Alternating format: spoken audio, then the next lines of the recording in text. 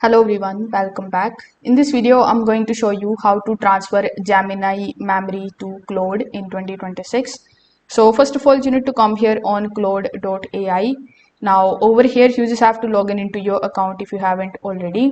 Now when you are here, you can open a new tab in the search bar and then you can just simply search for gemini.google.com/saved information.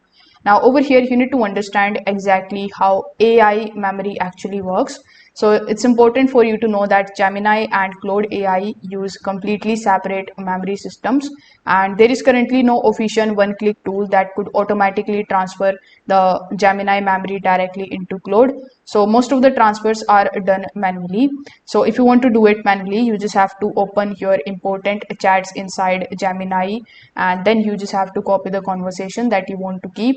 You can transfer the things like notes, prompts, workflows, coding instructions, writing preferences, and even research context. Now, before moving anything into Claude, you need to organize the content into the categories. So, for example, you can select personal preferences, business workflows, or coding related conversation. Afterwards, you just have to simply open Claude and you need to provide the important context manually. So instead of just pasting anything over here, the huge conversation here at once, you need to summarize the most important information clearly to it. Then large row chat dumps can confuse the AI and reduce the response quality.